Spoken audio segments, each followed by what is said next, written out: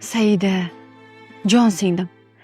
Sevgi izhor qilish, salom berishga o'xshab har ko'rganda aytilavermaydi. O'zini joyi, vaqti bo'ladi. Meni yaxshilab eshit. Ba'zan sevgi so'z bo'lib aytilmaydi. U erkakni eski kiyimida, urinib ketgan tuflisida, charchagan ko'zlarda yashaydi. Uydagi qaynayotgan qozon, o'chmayotgan chiroq shuning dalilidir. Erkak bo'lish bu, bugun charchab yiqilsa ham ertaga hech kimga sezdirmasdan yana yo'lga chiqishdir.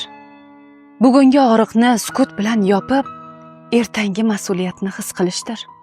Menga qara go'zalim, issiqqina uying, to'ldirib qo'yilgan muzlatkiching, qorni to'q bolalaring kimni mehnati ekanligini unutma. Ba'zan gul emas, mas'uliyat sevgi bo'ladi. Balki o'g'lingga velosiped olay deb, qizingga qo'g'irchoq, mana shu ro'zg'orim but bo'lsin deb sevaman deyish esidan chiqib qolgandir-da. Balki eringni sevgi tili shudir. Sevgi faqat so'zlarda yashamaydi.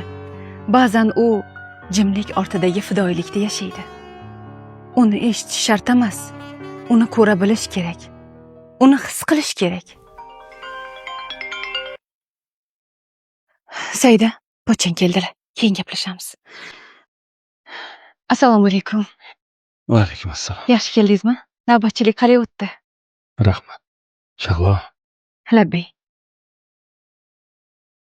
sizni sevaman.